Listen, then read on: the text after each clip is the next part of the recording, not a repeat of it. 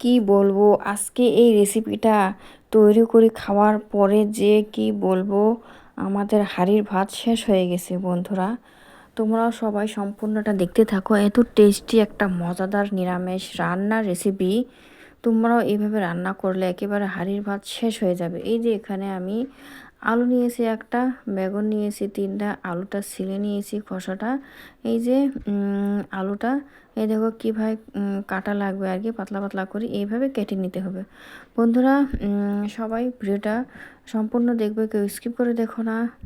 একেবারে সহজ, কি বলবো, ঘরে থাকা উপকরণ দিয়ে এত টেস্টি একটা নাস্তা রেসিপি তৈরি করা যায়, তোমরা তো জানলে অবাক হয়ে যাবে। এই দেখো আলুগুলো পাতলা পাতলা করে কেটে নিচ্ছি বন্ধুরা, কেউ স্কিপ করে দেখো না, তাহলে জানতে পারবে না যে কিভাবে এই রান্নাটা করতে হয় আর এত টেস্টি, এত মজাদার হয়, সেটা তো ধারণার বাহিরে। এই দেখো বেগুনটা কেটে নিচ্ছি, এই যে এরকম দুই ঠুম করলাম, করে এখন মাঝখানে ফালা করব। এই যে আর কিচ্ছু করা লাগবে না, চাই যে কোনো বেগুন হলেই হয়ে যাবে বন্ধুরা, যে কোনো বেগুন, মোটা চিকন চিটাই হোক, বেগুন হলেই হয়ে যাবে। এই দেখো আমি খুব সুন্দর করে কেটে নিয়েছি, ধুয়ে পরিষ্কার করে নিয়েছি আলু বেগুন। বেগুনগুলো খুব সুন্দর করে কেটে ধুয়ে একেবারে পরিষ্কার করে নিয়েছি। দেখতে পাচ্ছ খুব সুন্দর করে আলুগুলো আর বেগুনগুলো একেবারে পাতলা পাতলা সাইজ করে কেটে নিয়েছি। এইভাবে পাতলা পাতলা সাইজ করে কেটে নিতে হবে, খুব সুন্দর করে পাতলা পাতলা কেটে। এই যে কড়া বসে দিয়েছি, এখানে দেখো এখানে সরিষার তেল দিয়ে দিলাম কিছু পরিমাণ বন্ধুরা, সরিষার তেল দিয়েছি। এই নিরামিষ রান্নাটা যে এত মজাদার হয়, যাকে রান্না করে খাওয়াবে সে তো বলবে যে জাদু আছে নাকি হাতে, এত টেস্টি একটা রেসিপি। এই যে এখানে তেল দিয়ে দিয়েছি, আলুগুলো ঢেলে দিলাম, একটু হলুদ গুঁড়ো আর জাস্ট একটু লবণ দিয়ে দেবো, বেশি না দিয়ে এখন খুব সুন্দর করে নেড়ে চেড়ে নিচ্ছি। দেখতে পাচ্ছ ভালো করে মিক্স করে নিচ্ছি, হলুদগুলোর সঙ্গে লবণের সঙ্গে তেলের মধ্যে খুব সুন্দর করে ভালো করে নেড়ে চেড়ে নিতে হবে।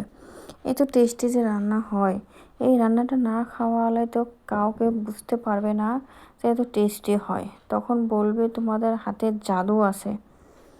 এই দেখো আমি আলুগুলো খুব সুন্দর করে একেবারে লালচে লালচে করে ভেজে নিতে হবে বন্ধুরা, ভালো করে আলুগুলো লালচে লালচে করে খুব সুন্দর করে ভেজে নিব। এই দেখো আলুগুলো একেবারে ভালোভাবে লালচে লালচে করে ভেজে নিছি আমি, দেখতে পাচ্ছ বন্ধুরা। এখন আমি আলুগুলো নামিয়ে নিব, খুব সুন্দর করে লালচে লালচে করে কিন্তু ভেজে নিয়েছি।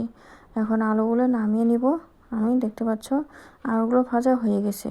এই যে বেগুনগুলো সেম প্রসেসে ভেজেছি একই রকম করে, হলুদ একটু লবণ দিয়ে তেলের মধ্যে বেগুনগুলো খুব সুন্দর করে ভেজে নিয়েছি, লালচে লালচে করে, একটু লাল লাল করে খুব সুন্দর করে ভেজে নিয়েছি।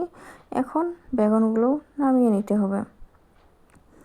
একই প্রসেসে আলু বেগুনগুলো এইভাবে নামিয়ে নিয়েছি। অনেক ধরনেরও তো রান্না খেয়েছেন, একবার হলে এইভাবে রান্নাটা করে খাও, যে কত মজা হয়, না খাওয়ালে তো জানতে পারবেন না। অনেক ধরনের তো রান্না খেয়েছেন, এই রান্নাটা একবার হলেও খেয়ে দেখো যে কত টেস্টি আর মজাদার হয়। দেখো কত সুন্দর করে আলু বেগুনগুলো আমি ভেজে নিয়েছি, একেবারে লাল লাল করে, কি বলবো, ভীষণ টেস্টি হয়েছে রেসিপিটা। এই যে কড়ার মধ্যে তেল দিয়ে দিয়েছি আমি পরিমাণ মতন, এখানে পেঁয়াজ কুচি দিয়ে দিলাম, একটা পেঁয়াজ কুচি দিয়ে দিয়েছি, একটা পেঁয়াজ কুচি দিয়েছি। এখন পেঁয়াজটা হালকা করে নেড়ে চেড়ে নিতে হবে, খুব সুন্দর করে একটু লালচে লালচে করে কালার করে একটু ভেজে নিব। এই যে ভালোভাবে পেঁয়াজগুলো আমি ভেঙে ভেঙে দিচ্ছি, খুব সুন্দর করে হালকা করে একটু ভেজে নেব। এই যে হালকা করে একটু ভেজে নিয়েছি, দেখতে পাচ্ছ। তেলটা একটু কমিয়েই দিলেই হয়ে যাবে। এখানে আমি পেঁয়াজ আর মরিচ দিয়ে দিয়েছি বাটাটা, চাইলে পেঁয়াজ পেঁয়াজ মরিচটা কেটেও দিতে পারো, বেটেও দিতে পারো, সেটা তোমাদের ইচ্ছা। এই যে হলুদ গুঁড়ো দিয়ে দিলাম সামান্য পরিমাণ, মশলার গুঁড়োটাও বেশি লাগবে না, একটু কম কম দিলেই হয়ে যাবে। 4 চামচের পরিমাণ মশলা গুঁড়ো দিয়েছি, কাশ্মীরি লঙ্কার গুঁড়ো দিয়ে দিয়েছি, লবণ দিয়ে দিলাম।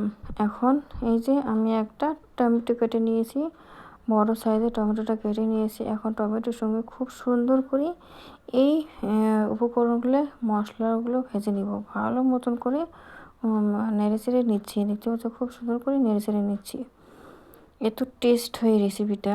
এই দেখো খুব সুন্দর করে একেবারে তেল ছেড়ে দিয়েছে, কত সুন্দর কালার এসেছে মশলাটার। এখন এই যে ভেজে রাখা আলু বেগুনগুলো দিয়ে দিলাম, ভেজে রাখা আলু বেগুনগুলো দিয়ে দিচ্ছি, দেখতে পাচ্ছ।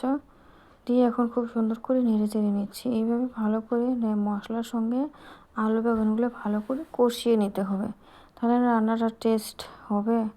এই যে ভালোভাবে করে নেড়ে চেড়ে রাখলাম। এই যে দেখো কত সুন্দর করে নেড়ে চেড়ে নিচ্ছি বন্ধুরা, এখানে একটুকু জল লাগবে না। এইভাবেই হালকা করে গ্যাসটা কমিয়ে কমিয়ে এইভাবে ভাজতে হবে। বেগুন আর আলুগুলো তো খুব সুন্দর করে আগে ভেজে নিয়েছি। এইভাবে জল ছাড়াই খুব সুন্দর করে কষিয়ে নিতে হবে ভালো মতন করে। এই দেখো খুব সুন্দর হয়ে যাচ্ছে না, ভালো করে খুব সুন্দর করে নেড়ে চেড়ে নিচ্ছি একেবারে।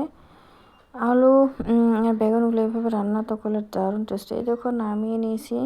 দেখো বন্ধুরা কত সুন্দর হয়েছে না, কি বলবো, এতটা টেস্টি যে হয়েছে, এতটা মজা বলার বাহিরে। বন্ধুরা দেখো ভীষণ ভীষণ মজাদার হয় এই রান্নাটা। আলু বেগুন টমেটো দিয়ে একবার হলো এইরকম রেসিপিটা তৈরি করে ঘরের পরিবারের সবাইকে খাওয়াও, দেখো কতটা মজা পায়। আর বন্ধুরা আমার ভিডিও ভালো লাগলে অবশ্যই সাবস্ক্রাইব করে পাশে থেকো এরকম টেস্টি টেস্টি রেসিপি পাওয়ার জন্য। একেবারে সিম্পল উপকরণেই